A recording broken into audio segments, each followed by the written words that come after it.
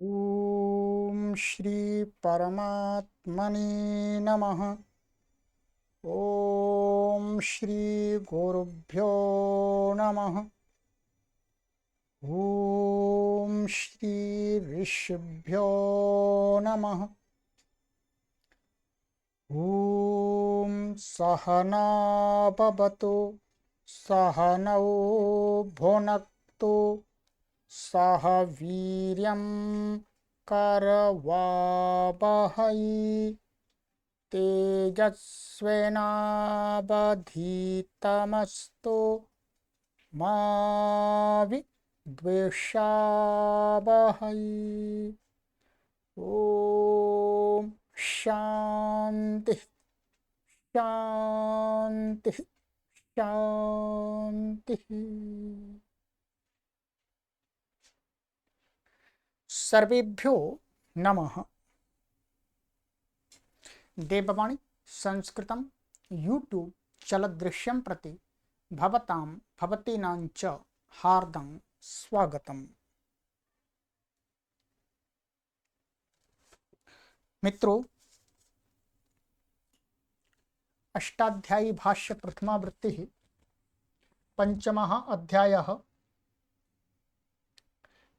तृतीयः पादः कक्षा संख्या 45तमी 45वीं कक्षा को आज पढ़ेंगे।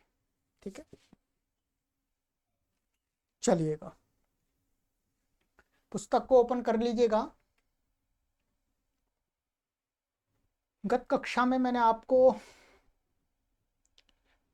यहां तक पढ़ा दिया था घने लचऊ च। ठीक है, ये हमने पढ़ लिया था। चलिएगा, अब इसके आगे का सूत्र है हमारा सूत्र संख्या 80।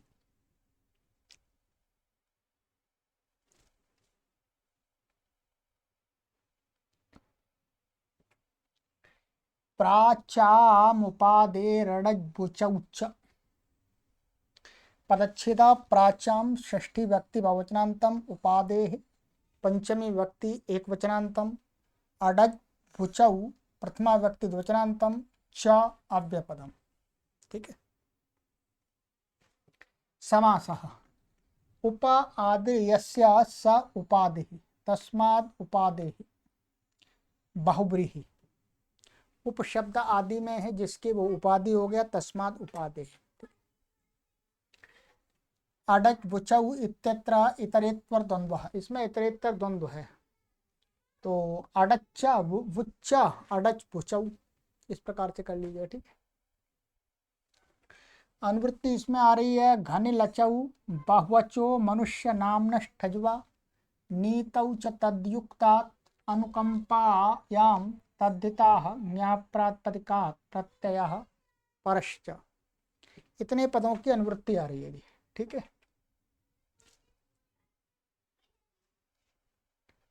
अर्थः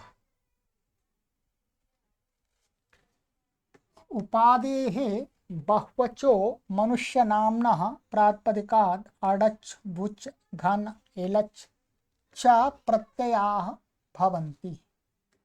ठच् च विकल्पेन भवति तद्युक्तात् नीतौ अनुकंपायां च गम्यमानायां प्राचाम् आचार्याणां मतेन तेन षाडरूप्यं संपद्यते। ठीक है, सरल है। कहते हैं उपशब्द आदि में है जिसके ऐसा बहुत अचवाला मनुष्य नाम ध्येय प्रातिपदिक से क्या होता है, अडच प्रत्यय होता है, बुच प्रत्यय होता है, और घन और इलच भी होते हैं, घन और इलच भी हो जाएंगे। और ठच विकल्प से होता है, किस अर्थ में, तद युक्ता नीतौ अनुकंपायाम, तद युक्ता नीतौ और अनुकंपा अर्थ में। किसके मत में, प्राचार्यों प्राचा माने प्राच्य आचार्यों के मत में। प्राच्य का मतलब है ये भी विकल्प से ही कहना चाह रहे हैं। तेन षाड रूप्यम संपद्यते, कैसे देखिएगा, एक अड़च का हो गया, बुच का हो गया, घन का हो गया, इलच का हो गया। कितने हो गए आपके? 1 2 3 4, 4 ही हो गए। ठच विकल्प से 5 और एक यथाविहित जो इवे प्रतिक्रिया वो प्रागवात कह से का आ रहा है वो हो जाए का 6 रूप बन जाए। इसका उदाहरण बहुत अच्छा है। एक व्यक्ति को 6 नामों से पुकारा जा सकता है। ठीक है, चलिएगा। उदाहरण दिया है उपेंद्र दत्त। उपेंद्र दत्ता मन उपेंद्र दत्त नाम का कोई व्यक्ति है। यदि कोई व्यक्ति उस पर अनुकंपा अथवा नीति से युक्त अनुकंपा करके उसका नाम का उपयोग कर रहा है तो वो 6 प्रकार से उसे बुला सकता है। उपेंद्र दत्ता कस्यचिद नाम। उपेंद्र दत्त किसी व्यक्ति का नाम है। सा अनुकंपिता, सा होगा, ठीक है। साह अनुकंपिता उपाडाह उपकाः उपीयाः उपिलाः उपिकाः उपेंद्र दत्तकः। कितने हो गए? 6 बन गए। उपड़ः उपकः उपियः उपिलः उपिकाः उपेंद्र दत्तकः। उपेंद्र दत्त का नाम का कोई व्यक्ति है, यदि उस पर कोई अनुकंपा करके व्यवहार कर रहा है, उसको बुला रहा है, तो उसको 6 नामों से बुलाया जा सकता है। उपडह ये तो आपका अड़चका हो गया, ठीक है। उपकः ये बुचका हो गया। उपियः ये घन का हो गया। उपिलाह ये इलच का हो गया। उपिकाह ये ठच का हो गया। इन सब में क्या हो जाएगा? ठाजादा वूर्धम द्वितीया दच। दूसरे अच के बाद का जो जो ये उपेंद्र दत्त तो क्या है हो जाएगा? ये इंद्र दत्त जो शब्द है इसका लोप हो जाएगा, ठीक है। उप और इंद्र दत्त ऐसा है वास्तव में, ठीक है। चलिएगा, तो अब इसको सिद्धि बिल्कुल सरल है। यहां पर देखिएगा, ये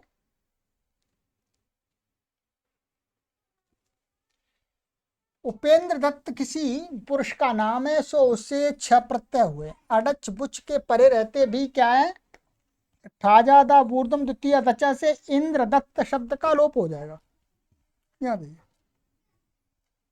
यहाँ पर आपके मन में शंका ये हो सकती है कि शब्द क्या है हमारा? उपेंद्र दत्त।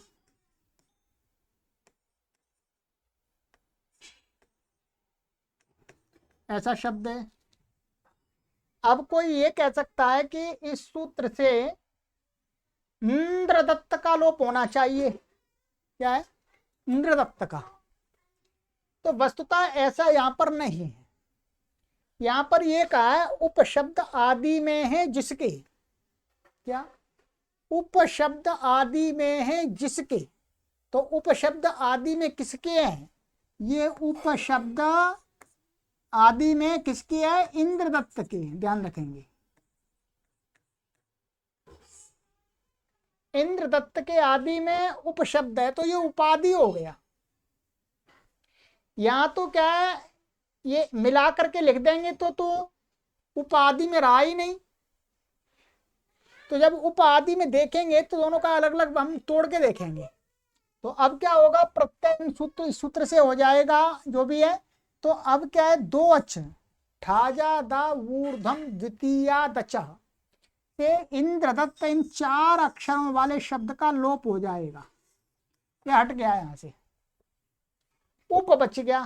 उप बच गया। अड़च का अड़ बच गया। चक इनकी संज्ञा है। तो ये उप अड यस्यति च यचिवम यस्यति च चकार का लोप हो जाएगा। उपड ऐसे बन जाएगा, स्वाद उत्पत्ति हो जाएगी। वुच का बू बचेगा। बू को क्या हो जाएगा? युवोर नाकऊ से अक हो जाएगा।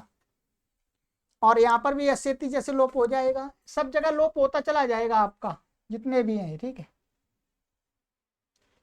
ऐसे उपड़ा उपकाह ये आपका वुक्का हो गया, क्योंकि ये भी क्या है? उपा। और ये इंद्रदत्त है आपका,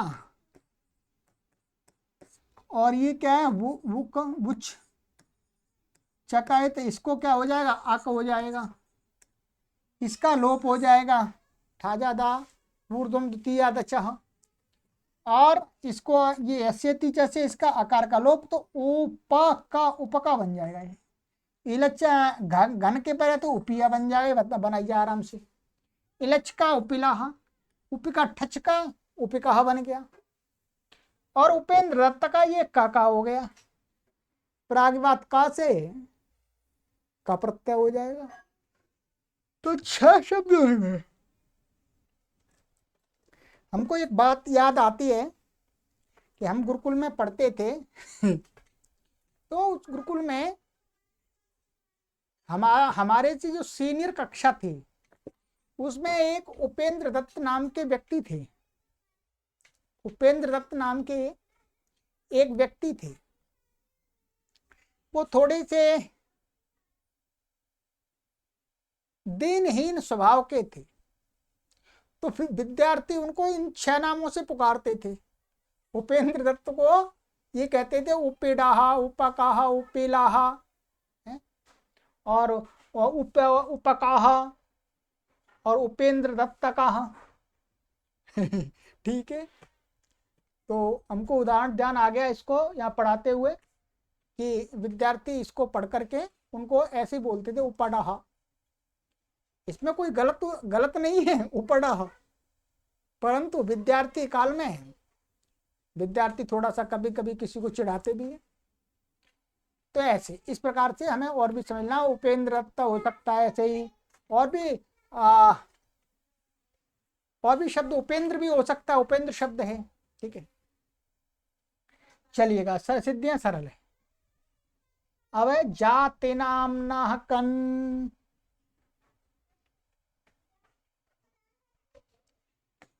जाति नामना पंचमी व्यक्ति एकवचनांतम, कन प्रथमा व्यक्ति एकवचनांतम। समास जातिर्नाम जाति नाम तस्मात् जाति नामना षष्ठी तत्पुरुषः। जाति नाम माने जाति को कहने वाला शब्द, ठीक है, ये अर्थ है। अनुवृत्तीय मनुष्य नामना नीतौ तद्युक्तात् अनुकंपायाम तद्धिता ज्ञाप प्रातिपदिकात् प्रत्यय परश्च, ठीक है। अर्थ मनुष्य नामधेयो यो जाति शब्दस्तस्मात् कन प्रत्ययो भवति नीतौ अनुकंपायाम च गम्यमानायाम। कहते हैं मनुष्य नाम ध्येयवाची, माने मनुष्य का नाम, परंतु वो मनुष्य का नाम है, वो शब्द कैसा होना चाहिए, जाति शब्द, माने जातिवाचक होना चाहिए। अर्थात जाति के लिए प्रयोग होने वाला शब्द कभी किसी मनुष्य का नाम रख दिया तो वो जातिवाची भी हो गया और मनुष्य नाम ध्येय भी हो गया, ठीक है। तो ऐसे प्रातिपदिक से कन प्रत्यय हो जाएगा तदयुक्त नीतौ और अनुकंपा गम्यमान होने पर, ठीक है। यहाँ पर तदयुक्तात् नीतौ लिखना चाहिए, वो छूट गया, कोई बात नहीं, ठीक है।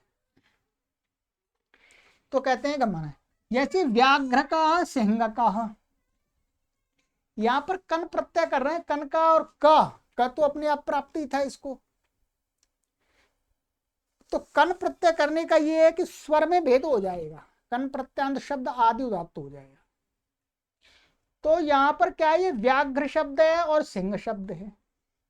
ये व्याघ्र माने व्याघ्र जाति को बोलता है, जो बाघ होते हैं। सिंह किसको बोलते हैं, शेर को बोलते हैं। तो सिंह शब्द क्या है, किसी एक पशु का नाम नहीं है, माने सिंह एक जाति है उस पशु की, वो जातिवाची है। इस कारण से वास्तव में ब्राह्मण, क्षत्रिय, वैश्य, शूद्र ये जाति वास्तव में नहीं है। आप समझ रहे होंगे, हम सबकी क्या जाति है, मनुष्य। हम सबकी ब्राह्मण, क्षत्रिय, वैश्य, शूद्र जाति नहीं है। ये तो एक कर्म के अनुसार टाइटल कह सकते हैं, उपनाम कह सकते हैं।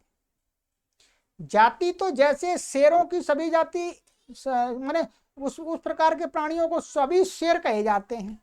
यहाँ पर आपको दिख रहा है, उदाहरण भी दिया जा रहा है व्याघ्र का। व्याघ्र शब्द कैसा है, जातिवाचक है। माने जितने भी बाघ हैं सबको व्याघ्र बोलते हैं संस्कृत में। अब इंग्लिश में मत आ जाइएगा।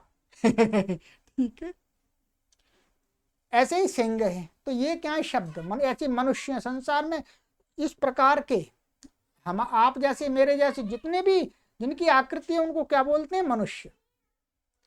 ये नहीं देखते भाई ये अंग्रेज है, ये अरब का है, ये भारत का है, नहीं। ऐसा हमको प्राणी कहीं पर भी दिखेगा हम झट से बोलेंगे भाई मनुष्य है, ह्यूमन बीइंग। इसका मतलब ये जाति शब्द है। जाति को आराम से पहचाना जा सकता है, परंतु आप कहीं अज्ञात स्थान पर जाकर के, ध्यान रखेंगे, समझना है इस बात को, कहीं अज्ञात स्थान पर जाकर के आप किसी को बता नहीं सकते हैं कि ये ब्राह्मण है, ये क्षत्रिय है, ये शूद्र है, ये वैश्य है, बिना उसकी एक्टिविटीज देखे, बिना उसकी क्रियाएं देखे। कोई व्यक्ति है, मान लिया वो पढ़ा लिखा बिल्कुल भी नहीं है, ठीक है, और उसने चोटी रखा ली है, जनेऊ पहन लिया, मान लिया अपने आप ही जनेऊ, बाजार से जनेऊ लेके पहन लिया, कुर्ता पहन ली, धोती पहन ली, तिलक लगा लिया, चोटी रखा ली, बस, और ऐसे मन मन में कुछ कुछ जाप करने लग गए। कोई भी व्यक्ति जाएगा कहेगा भाई ब्राह्मण है। किस कारण से उसको ब्राह्मण कह रहे हैं, हमने परखा नहीं उसको, बस उसका वेशभूषा देख करके और थोड़ा सा वो उसका कोई सामान्य एक्टिविटी देख करके हमने कह दिया। इसका मतलब ये जातिवाची शब्द नहीं है। कोई भी व्यक्ति अन्य वर्ण का, अन्य किसी कार्य को करने वाला व्यक्ति यदि वेशभूषा बदल करके हमारे सामने आ जाता है तो हम उसको पहचान नहीं सकते। परंतु शेर कोई भी वेशभूषा पहन करके आ जाए, ठीक है, शेर की पूंछ काट देंगे तो भी हम उसको क्या बोलेंगे, शेर। शेर का कान कट जाए तो भी क्या बोलेंगे, शेर। शेर कपड़ा पहन के आ जाए तो भी क्या बोलेंगे, शेर। उसको आराम से पहचान रहे। तो जो इस प्रकार से पहचानी जाती वो जाति होती है। इसलिए मनुष्य जाति है, हमने बता दिया। कहीं पर भी आप अमेरिका में चले जाइएगा, आदमी देखेंगे वहां पर ये पूछे कोई ये कौन है, मनुष्य कह देंगे आप आराम से। तो ये क्या है, व्याघ्र शब्द और सिंह शब्द जातिवाचक है। इसलिए अब जब ये किसी के व्यक्ति के नाम रख लेते हैं, भाई नाम भी तो रख लेते हैं, हाँ, शुरू में रख दिया भाई व्याघ्र, सिंह रख दिया, तो कभी ये मनुष्य का नाम हो जाएंगे तो इनसे क्या हो जाएगा, फिर तब नीति अथवा अनुकंपा गम्यमान हो रही होगी तो कन प्रत्यय हो जाएगा। तो व्याघ्र का, सिंह का ये व्यक्ति है, कोई मनुष्य है। आइए गुरु जी ने क्या लिखा है, अनुकंपित व्याघ्र नाम वाला पुरुष, ऐसे ही अनुकंपित सिंह नाम वाला पुरुष।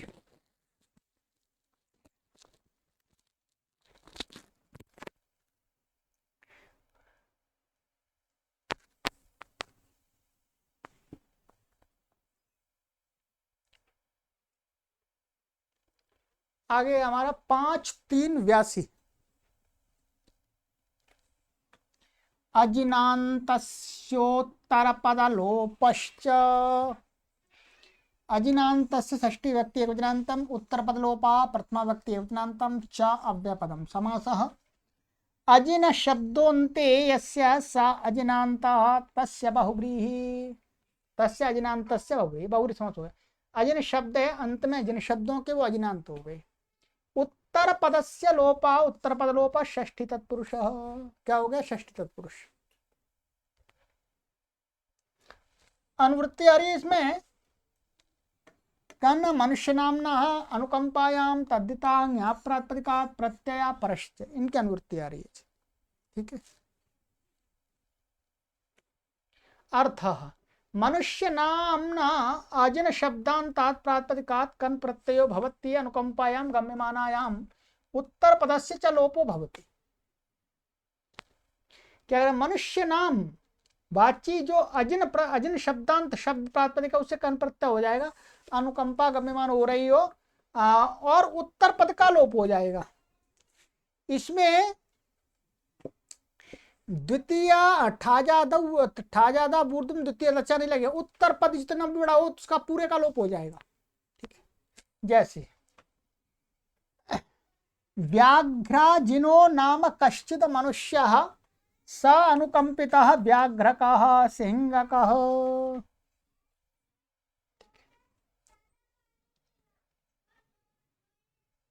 अच्छा, यहां पर तो वो लगेगा ही नहीं, ठाजादा बूर्धम द्वितीय अच्छा लगेगा ही नहीं यहाँ तो है। ये तो कन प्रत्यय है, वो तो ठा और आजादी के परे रखता है, यहाँ नहीं लगेगा, तो इसलिए उत्तर पद का लोप कह दिया, उत्तर लोप पद के लोप की प्राप्ति नहीं थी।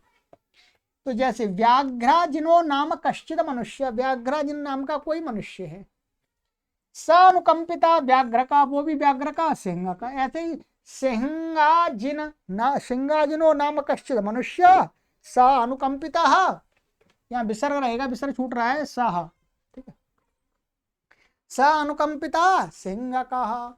तो इसमें क्या है, व्याघ्र और अजिन है, अजिन उत्तर पद है, इसमें तो उसका लोप हो जाएगा, व्याघ्र बच जाएगा, कन हो जाएगा, व्याघ्र का बन जाएगा, पहले बन जाएगा।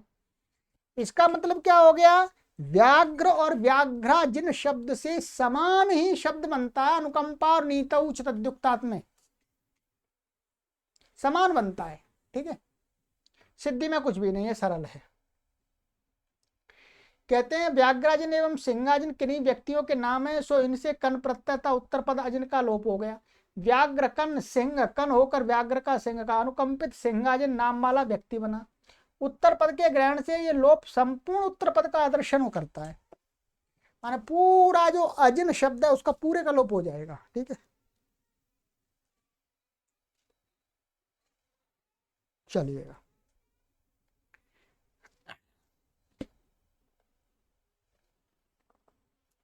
ठाजादा बूर्धम द्वितीयादच्चः, ठाजादौ सप्तमी व्यक्ति वचनान्तम, ऊर्ध्वम प्रथमा व्यक्ति वचनान्तम, द्वितीयात् पंचमी व्यक्ति वचनान्तम, अचः पंचमी व्यक्ति वचनान्तम, समासः। अच आदि यस्य स अजादिः, ठीक है, बहुव्रीहि, ठीक है, ये होगा बहुव्री, माना अच आदि में जिसके वो आजादी हो गया। ठश्च अजादिश्च ठजादिः, ठाजादिः, तस्मिन् ठाजादौ समाहार द्वंद्व, ये समाहार द्वंद्व आ गया। परंतु समाहार द्वंद्व में नपुंसकलिंग होता है, परंतु यहाँ पर निर्देश से ही क्या कर लिया हमने, यहाँ पाणिनि के सूत्र में पुल्लिंग दिया है, तो निर्देश से समाहार द्वंद्व यहाँ पुल्लिंग हो गया। अनुवृत्ति लोपा तद्धिता ज्ञाप प्रातिपदिकात् प्रत्यय परश्च, ठीक है।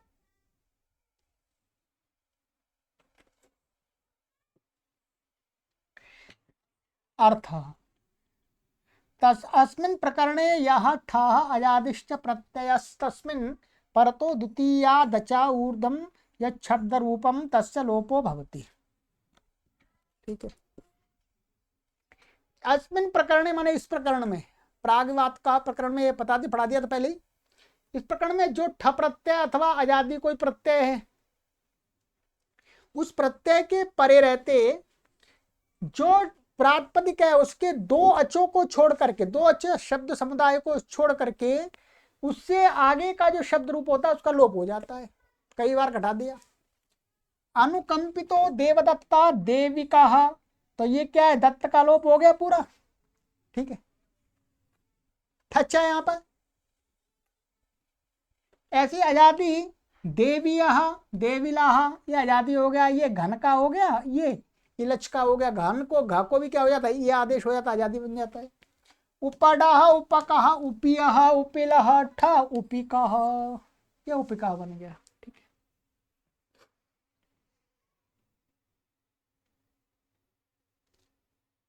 ये भी ठ का ही था, ध्यान रखेंगे।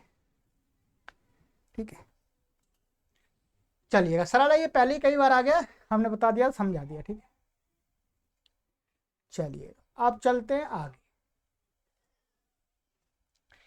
शेवल सुपारी विशाल वरुणार्य मादीनाम तृतीयात्,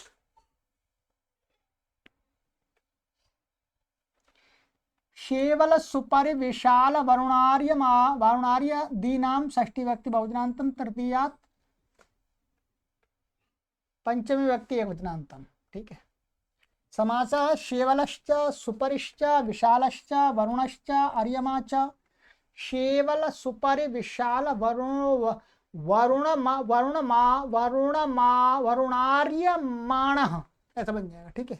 इत्येते आदयो येषां ते शेवल सुपरि विशाल वरुणार्यमादयः तेषां मादीनां द्वंद्वकर बहुव्री। ये पहले द्वंद्व हो गया यहाँ पर, फिर बहुव्री हो गया। तो शेवल शब्द हो गया, सुपरि हो गया, विशाल हो गया, वरुण हो गया, अर्यमा हो गया। और फिर ये शब्द हैं आदि में जिन शब्दों के, अर्थात ये पहले, इनके बाद एक दो और शब्द हैं, तो वो क्या हो गए? शेवल सुपर विशाल वरुणार्य मादय तेषाम मादीना। तो ये पहले द्वंद्व समास, फिर बहुव्री कर दिया। अनुवृत्ति आ रही है ठाजादा ऊर्ध्वम द्वितीय रचा लोपा मनुष्य नामना तद्धिता ज्ञाप्रात्पदिकात् प्रत्यय पुरुष। ठीक है, चलिए।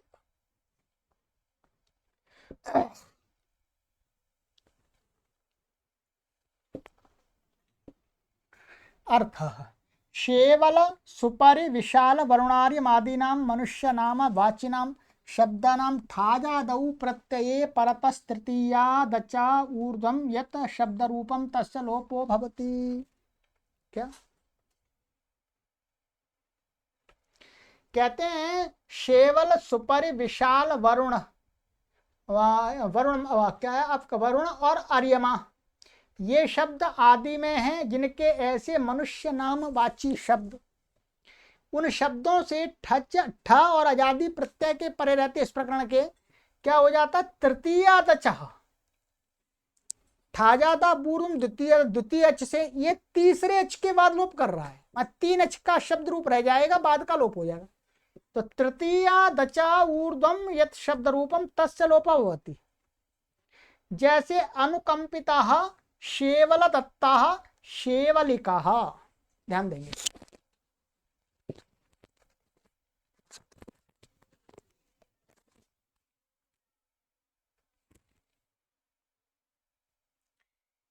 शेवल दत्त शब्द है, ठाजादा पूर्व द्वितीय रचा से क्या है? लदत्त का लोप हो रहा था। तो यहाँ कहा कि नहीं, 2 नहीं 3 चाहिए। इन शब्द आदि में शेवल आदि शब्द है, तो इनमें क्या है? 3 अच का छोड़ करके बाद का लोप होगा। तो अब बाद का किसका लोप हो? शेवल, ये 3 हो गया, दत्त का लोप हो जाएगा, तो शेवलिका बन गया ये। ठीक है, ठका हो गया। इसी प्रकार से शेवलिया, ये घन का हो गया। शेवलिलाह, ये इलच का हो गया। सुपरिका, सुपरिया, सुपरिलाह, विशालिका, विशालिया, विशालिलाह, वरुणिका, वरुणिया, वरुणिलाह, अर्यमिका, अर्यमिया, अर्यमिलाह। ये शब्द हैं। सिद्धियों में कुछ भी नहीं है यहाँ पर।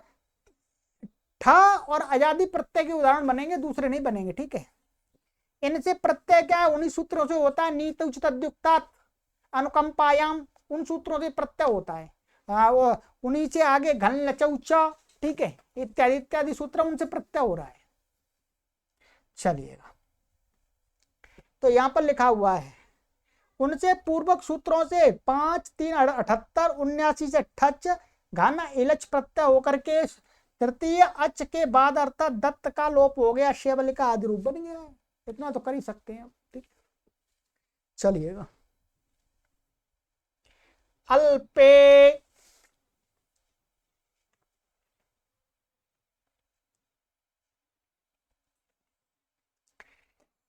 अल्पे सप्तमी व्यक्ति अज्ञानतम अनुवृत्ति तिंगा तद्धिता ज्ञाप्रातिपदिकात् प्रत्यय परश्च। अर्थ अल्पे अर्थे वर्तमानात् प्रातिपदिकात् तिङन्ताच्च यथावेतम प्रत्ययो भवति। कहते हैं अल्प मन थोड़े को कहने के अर्थ में वर्तमान कोई प्रातिपदिक है तो उससे प्रातिपदिक से अथवा तिङन्त से क्या हो जाता है? बोलो, यथावीत प्रत्यय। यथावीत का वही आ रहा है ऊपर से, प्रागवात कहा अव्यय सर्वनाम नामक पराकटे है आदि से, तो क्या हो जाता? प्रत्यय हो जाता। जैसे अल्पम तैलम तैलकम, चाहे हो तेल अधिक चाहे हो ज्यादा, कहते उसको तेल ही है, परंतु भाई थोड़ा तेल है, थोड़ा तेल है उसको बताने के लिए तेल शब्द का प्रयोग हो रहा है, परंतु उसको कैसे बताएंगे भाई थोड़ा है ये, तो उसके लिए यहां पर का प्रत्यय कर दिया तो तैलकम बन गया ये। ऐसे ही घृतकम, थोड़ा घृत का प्रत्यय हो रहा है। ठीक है, किससे हो रहा है? इसी सूत्र से हो रहा है। अल्प अर्थ में ऊपर से अनुवृत्ति आ रही है, प्रागवात कह और अव्यय सर्वनाम नाम कच प्राकटे, तो इसी सूत्र से प्रत्यय हो रहा है। सब सर्वनाम से अकच हो जाएगा, सर्वकम विश्वकम। तो सर्वकम माने सारा थोड़ा, विश्वकम संपूर्ण थोड़ा। तिगंतात अकच, तिगंत से अकच हो जाएगा, यहाँ अकच हो गया। पचतकी जलपतकी माने थोड़ा पकाता है, ये अर्थ, थोड़ा पकाता है, थोड़ा बोलता है, ये अर्थ हो जाएगा। ठीक है, अल्पर तो प्रत्यय शब्द सिद्धि तो पहले ही कर दी है आपकी। ठीक है, वैसे है सिद्धि। चलिएगा, हरस्वे, ह्रस्वे सप्तमी व्यक्ति एकवचनान्तम अनुवृत्ति। तद्धिता ज्ञाप्राप्तिका प्रत्यय प्रश्च अर्थ ह्रस्व अर्थे वर्तमानात् प्रातिपदिकात् यथावेतम प्रत्ययो भवति। कहते हैं ह्रस्व अर्थ में, ह्रस्व अर्थ में वर्तमान कोई प्रातिपदिक उससे यथावेत माने जो भी प्रत्यय ऊपर से कहे वो हो जाएंगे। यहां पर तिंग नहीं आ सकता, क्योंकि तिंग के द्वारा लंबाई में नहीं मापन होता, लंबाई में मापन नहीं होता। ठीक है, तो कहते हैं ये क्या है, जैसे ह्रस्व वृक्षा वृक्षका, इसी सूत्र से क्या हो गया, प्रागबात का से कारा का हो गया। वृक्ष का माने छोटा, माने लंबाई में हमारा कम ऊंचा वृक्ष है, ह्रस्व माने छोटा। ऐसे ही प्लक्ष का, छोटा प्लक्ष नाम का वृक्ष। स्तंभ का, छोटा स्तंभ माने खंबा। ठीक है, छोटा खंबा जिसको बोल सकते हैं। तो का प्रत्यय हो गया है ऊपर से, इसी सूत्र से का प्रत्यय हुआ है, ऊपर से अनुवृत्ति आ रही है, प्रागबात कहा अव्यय सर्वनाम मकच प्राकटे। चलिएगा, गुरुजन लिख दिया है ह्रस्वार्थ का तिङंत के साथ योग न होने से यहाँ तिङंत का उदाहरण नहीं दिया गया। क्यों नहीं हो सकता? मैंने बता दी, क्रिया कोई लंबी बड़ी, लंबी और छोटी नहीं होती है। ठीक है, हाँ थोड़ी हो सकती है, थोड़ी अधिक तो हो सकती है। संज्ञायाम कन,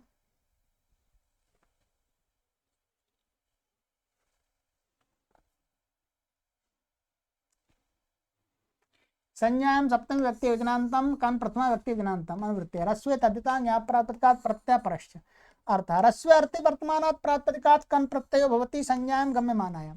ह्रस्व अर्थ में वर्तमान प्रातिपदिक से कन प्रत्यय हो जाएगा। पूर्व सूत्र से का प्रत्यय प्राप्त था, इसने कर दिया कन, स्वर में भेद हो जाएगा बस केवल। क्या संज्ञा, परंतु संज्ञा गम्य माना किसी विशेष का नाम ज्ञात होना चाहिए। तो कहते हैं ह्रस्वो वंशो वंशकाः वेणुकाः दंडकाः। तो वंश वेणु दंड, तो इनसे संज्ञा गम्यमान हो रही है। तो यहाँ पर क्या, वंश का छोटे छोटे जो बांस होते हैं, छोटे छोटे बांस के जो पेड़ होते हैं उनको वंश का बोलते हैं। तो छोटे छोटे बांसों की संज्ञा है। वंश का तो क्या है, कन हो गया तो ये नित्यादि नित्यम से आदिवात हो जाएगा। नित्य तो आदिवात हो गया और ये स्वरित हो गया। फिर ऐसे वेणु से वेणु का, दंड से दंड का। तो इनका तो अर्थ लिखा नहीं गुरुजी ने, देखना पड़ेगा। छोटे छोटे बांस के पेड़ों को वंशक संज्ञा है। ऐसे ही वेणु ये भी किसी वृक्षों की संज्ञा होगी, ऐसे ही दंड का ये भी संज्ञा है।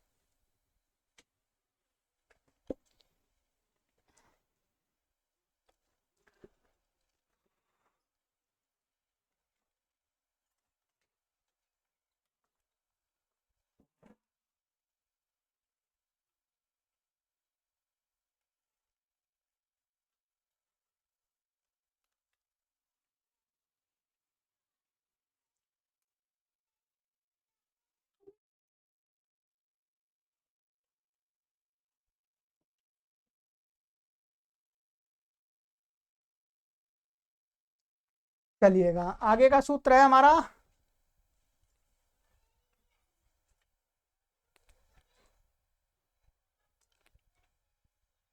कुटी शमी शुंडाभ्यो रह।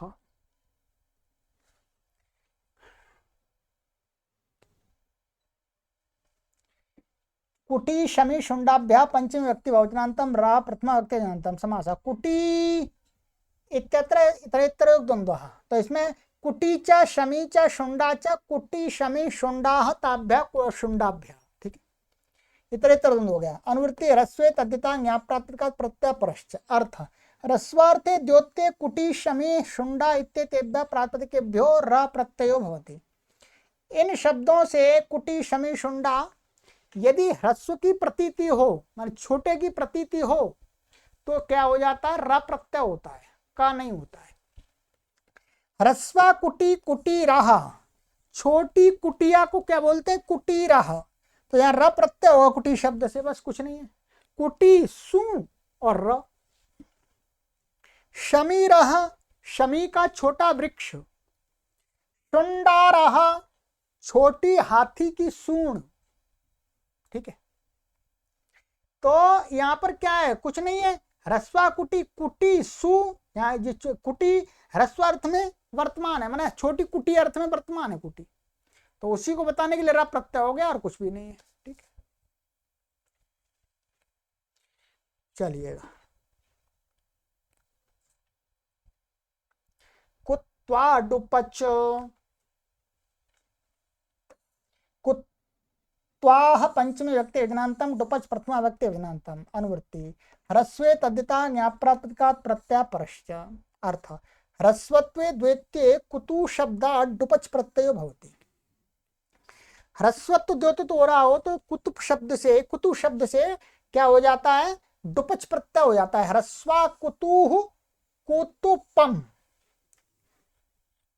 तो यहां पर लिखा हुआ है कि चमड़े का बना चिकनाई रखने का पात्र या ऊंट के चर्म का बना होता है, ये वास्तव में अर्थ है इसका, ठीक है। तो कुतु, कुतु का अर्थ है ऊंट के चमड़े का बना हुआ चिकनाई को रख। प्राचीन काल में ऐसा ही होते थे, ठीक है। ऊंट के चमड़े में जो थैली सी बनाई जाती थी, उसी में कुछ तेल या ऐसी वस्तुएं रखी जाती थी, ऐसी रखी जाती थी, ठीक है। उनको अशुद्ध नहीं माना जाता था, ठीक है। अब तो थोड़ा टेक्नोलॉजी अपडेट हो गई है, नई नई प्रकार की विधा आ गई है, पन्नी आ गई और प्लास्टिक की कैन आदि आ गई है। तो उस कुतु को यदि छोटी है तो बोलेंगे कुतुपम। तो यहां पर दिखा दिया गुरुजी ने सारा, कुतु और डुपच प्रत्यय हो गया, इसका लोप हो गया, और डू का डका लोप हो गया, तो उप बच गया, कुतु उप। अब यहाँ पर टे है, बसंजा होकर टे से क्या टी का लोप होगा, ऊ का, तो कुतुप ऐसा बन गया। कुतुप सुआदि उत्पत्ति कुतुपम बन गया नपुंसकलिंग में, ठीक है। चमड़े का बना चिकनाई रखने का पात्र या ऊंट के चर्म का बना होता है। चलिएगा, आज की कक्षा में 2 सूत्र और पढ़ेंगे, फिर एक नया प्रकरण आरंभ हो जाएगा, ठीक है। चलिएगा, कासु गौणीभ्याम ष्टरच, कासु गौणीभ्याम पंचमी व्यक्ति द्विवचनांतम, ष्टरच प्रथमा व्यक्ति द्विवचनांतम समासः। कासु इत्यत्र इतरेतर द्वंद्वः। तो इसमें का करेंगे, कासु च गौणी च कासु गौण्यौ ताभ्याम कासु गौणीभ्याम।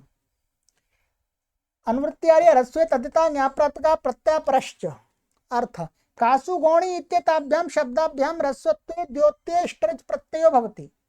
कहते हैं कासु गौणी, इन 2 शब्दों से ह्रस्वत्व द्योतित हो रहा हो तो क्या है, ष्टरच प्रत्यय हो जाता है। तो ह्रस्वा कासु कासु तरी गौणी तरी। अब इसका अर्थ देख लेंगे। तो यहां पर क्या है कि ष्टरच प्रत्यय है, शकीत संज्ञा हो जाती है, शकीत संज्ञा हो जाती है। तो शकीत संज्ञा हो जाती है वास्तव में, तो ये क्या था, वास्तव में ट को त हो जाता है, शकीत संज्ञा हो जाती है तो त बचता है तर, क्योंकि श के कारण से ही त को ट हुआ था, इष्टुना इष्टु। तो निमित्ता पाए नैमित्तिक कस्यापि अपायः, निमित्त के हट जाने पर वो नैमित्तिक भी हट जाता है। तो श के कारण से जो ट हुआ था वो भी हट गया, त आ गया, तर बचता है वास्तव में। ऐसे कासु और तर। अब ये क्या है, ष्टरच शित प्रत्यय, शित होने से क्या हो जाए, शित गौरा दिभ्यश्च स्त्रीलिंग की विवक्षा में शीतगौरा दिव्यश्च से क्या हो जाएगा, गीश हो जाएगा, और फिर स्वादि उत्पत्ति करके और गीश के परे रहते भी यस्यति लोप हो जाएगा, तो कासुतरी। ठीक है, तो ऐसा बन जाएगा,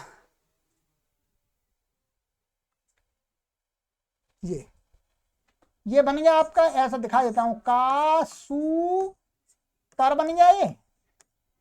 अब यहां गीप हो गया, गीश हो गया, ये ई बच गया।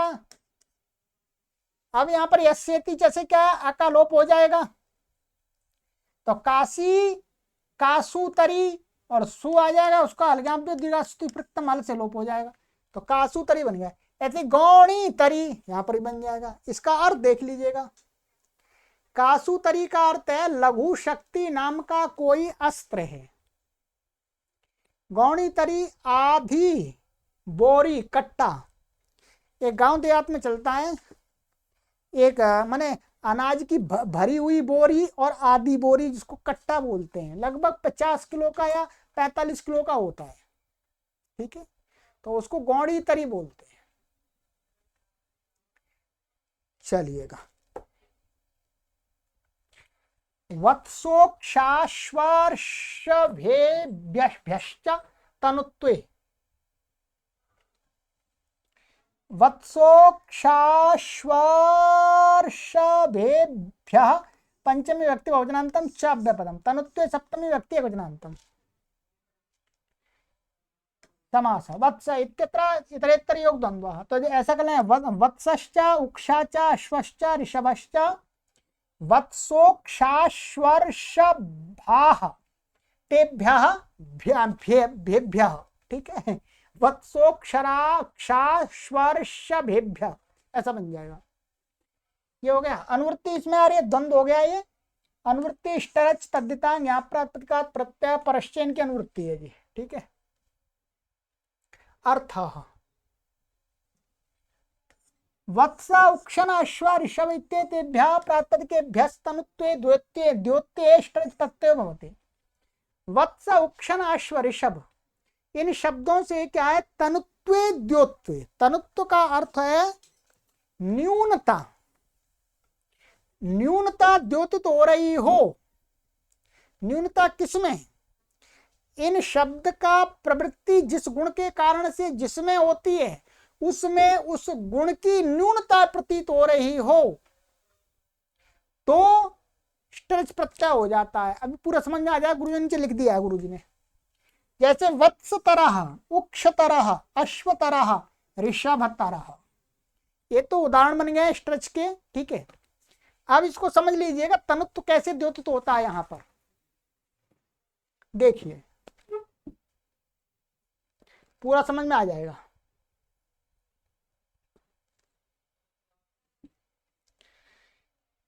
यह है जिस शब्द का जिस गुण के कारण से प्रयोग होता है, ठीक है, उसका तनुत्व यहां अभिप्रेत है। उसका तनुत्व माने न्यूनत्व, क्षीणत्व। ठीक है, वत्स यहां गाय के बछड़े को कहा है। वत्स किसको बोलते हैं, गाय का जो बछड़ा होता है, नवजात शिशु। प्रथम अवस्था तक वत्स कहा जाएगा। जो गाय का बछड़ा है, प्रथम अवस्था जो भी होती है उसकी, 4-5 महीने जो भी है, उस अवस्था वाला जो वो शिशु है गाय का, वो वत्स कहा जाता है। उस प्रथम अवस्था को पार कर जो द्वितीय अवस्था में पहुंच गया, अर्थात जिसके वत्सत्व धर्म प्रथम अवस्था में न्यूनता आ चुकी है, उसे वत्सतर कहेंगे। यही उसका तनुत्व या न्यूनपना है। समझ में आ रहा होगा। देखिएगा, वत्स क्या है, जो शिशु होता है उसको वत्स बोलते हैं। अब वो धीरे धीरे बड़ा हो गया, तो वत्स शब्द की छोटे के कारण उसमें प्रवृत्ति हो रही थी। अब वो बड़ा होने लगा, युवा होने लगा, तो उसका क्या है, जो वत्सत्व था वो समाप्त होने लगा, धीरे धीरे कम होने लगा, माने बढ़ने लगा। तो वही उस वत्सत्व की क्या है, यहाँ पर न्यूनता है, क्षीणत्व है। तो उसको कहने के लिए यहाँ पर वत्स तरह का अर्थ हो जाएगा, माने जो प्रथम अवस्था से दूसरी अवस्था में चल पड़ा है जो बछड़ा। ठीक है, ऐसे ही यहां हो गया। ठीक है, इसी प्रकार जवान बैल को उक्षण कहते हैं। जो जवान बैल होता है यंग, उस युवावस्था को पार कर जो तृतीय अवस्था में पहुंच गया वह उक्षतर कहा जाएगा। युवावस्था को छोड़ देना ही उसका तनुत्व है। अब भाई पहले तो बछड़ा होता है फिर युवा बन जाता है, तब उसको उक्षण बोलते हैं, उक्षाब। परंतु जब वो अब जवानी से अब नीचे बुढ़ापे की तरफ चलने लगा तो जो उसका युवत्व था, जवानीपन था, वो कम होने लगा, वही तनुत्व है उसका। तो अब उसको क्या बोलेंगे? रिक्षतरः, उक्षतरः, उक्षतरः बोलेंगे। ठीक है, उक्षतरः का अर्थ है अब ये जवान बैल नहीं रहा, धीरे धीरे बूढ़ा हो रहा है। ठीक है, ऐसे अश्वतरा, खच्चर को कहेंगे। खच्चर होता है ना वो घोड़ा होता ना वो गधा होता बीच का होता है। कैसे बता रहे हैं? अश्व से अश्वा में उत्पन्न अश्व का आता है, माने घोड़े से घोड़ी के साथ जब वो उसका परस्पर संयोग होता है, संपर्क होता है, तो जो घोड़ी से उत्पन्न शिशु होता है वो क्या होता है? अश्व कहलाता है। परंतु अश्व से जो गर्दभी में अथवा गर्दभ से जो अश्वा में उत्पन्न हो वो अश्वतर कहा जाएगा। परंतु क्या है, यदि गधे और घोड़ी का आपस में संबंध हो गया तो उससे उत्पन्न जो बच्चा होगा वो क्या होगा? क्या है? खच्चर। उसको हिंदी में खच्चर बोलते हैं। अथवा गधी और घोड़े का संपर्क से उत्पन्न जो गधी से उत्पन्न जो शिशु है वो खच्चर कहलाएगा। तो अब यहां पर क्या है, यहां अश्व का तनुत्व माने अन्य जातकता है। अश्व से अश्वा से माने अश्व एक जाति के प्राणी से उत्पन्न तो अश्व ही होता है, उसके अंदर पूर्ण अश्वत्व होता है।